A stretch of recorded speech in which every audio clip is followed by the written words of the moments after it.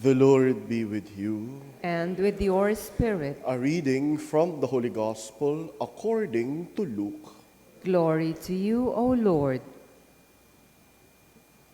On that very day, the first day of the week, two of the disciples of Jesus were going to a village 7 miles from Jerusalem called Emmaus.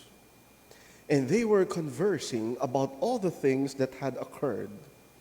And it happened that while they were conversing and debating, Jesus himself drew near and walked with them. But their eyes were prevented from recognizing him. He asked them, "What are you discussing as you walk along?" They stopped, looking downcast. One of them, named Cleopas, said to him in reply, "Are you the only visitor to Jerusalem who does not know of the things that have taken place there these days?" And then he replied, "What sort of things?" And they said to him, "The things that happened to Jesus the Nazarene. He was a prophet, mighty in word and in deed, before God and all his people. And how our chief priests and rulers handed him over to a sentence of death and crucified him. We were hoping he would be the one to redeem Israel. And besides all this, it is now the 3rd day since this took place." Now some women from our group, however, have astounded us. They were at the tomb early in the morning. They did not find his body.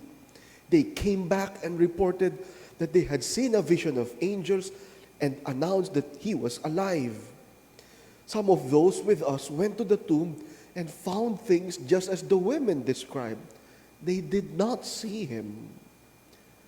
Jesus said to them, "Oh, how foolish you are! How slow of heart to believe all the prophets have spoken. Was it not necessary that the Christ should suffer these things and enter into glory?" Then, beginning from Moses and all the prophets, he interpreted to them what referred to him in the scriptures. As they approached the village to which they were going, he was giving the impression that he was going on further. But they urged him, "Stay with us, sir. It's nearly evening and the day is almost over." So Jesus went in and stayed with them. And it so happened that while they were at table, he took bread, said the blessing, broke it, and gave it to them. And with that, their eyes were opened, and they recognized him. But he vanished from their sight. And they said to one another, "Were not our hearts burning within us while he spoke to us on the way and opened the scriptures to us?" So at once they set out and returned to Jerusalem, where they found gathered together the 11 and those with them who were saying, "The Lord has truly been raised and has appeared to Simon." And then the two recounted what had taken place on the way and how he was made known to them in the breaking of the bread. My dear sisters and brothers, the Gospel of the Lord. Praise to you, Lord Jesus Christ.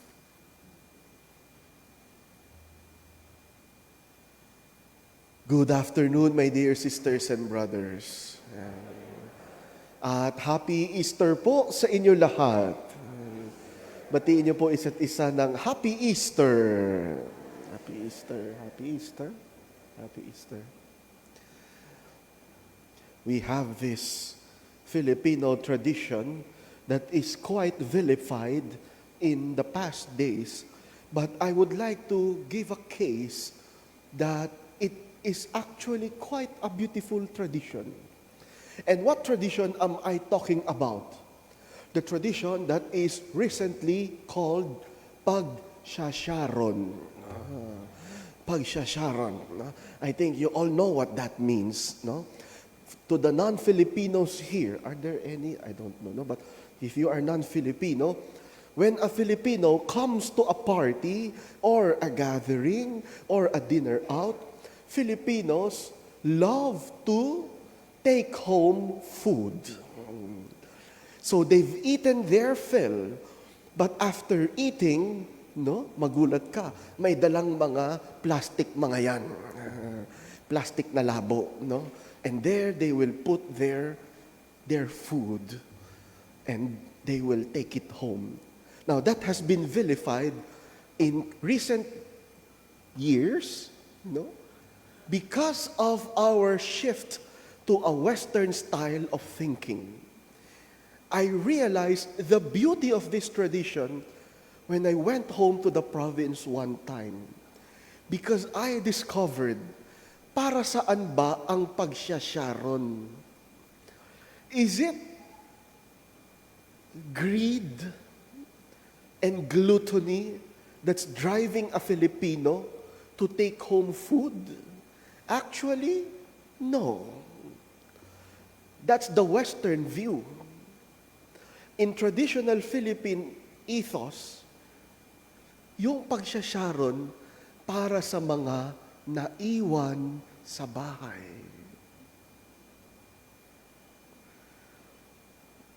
Amen? And any host in the province knows that very well. When you invite a person to your party or handaan, you're not just inviting that person, you're inviting that person's household. And whoever of that household cannot come, you are prepared to provide for those people left at home. Yung Western ethos kasi, very individualistic eh. Sarili, sarili, sarili. Pag in-invite ko ang tao, isang tao lang dala ko. But the Filipino is family-oriented. The identity of the Filipino is the family. So when you invite one person, you're inviting his whole household, her whole household. And if she comes alone, you're ready to provide for those left at home. That's a very Filipino ethos. Because when a Filipino hosts, hindi lang din siya ang mag-isa.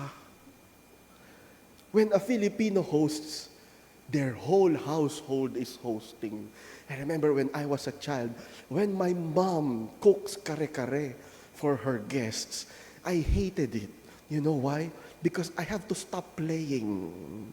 I have to peel all those peanuts.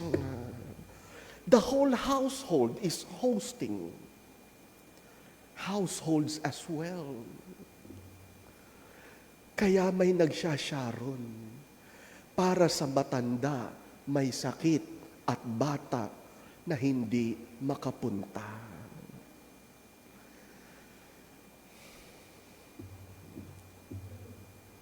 Amen? And before the term Sharon came to be, we actually have a beautiful Easter word for that. What is the Easter word for that tradition? Pasalubong. Pasalubong. The host will tell the guest, oh, ito, pampasalubong mo. The gospel we heard today is about that salubong. Two disciples were walking from Jerusalem to Emmaus. Sinalubong sila ni Jesus. And Jesus imparted His hope unto them. And when Jesus was about to go further from their destination, these two disciples invited Jesus to come into their home. Dito muna po kayo, maggagabi na. And there they ate.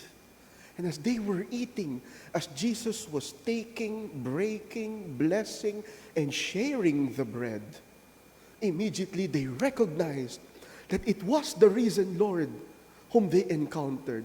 Si Jesus yung nasalubong nila. And when that happened, they felt their hearts burning within them, burning so greatly, they had to rush back to Jerusalem para magpasalubong naman sa mga kasamahan nila doon.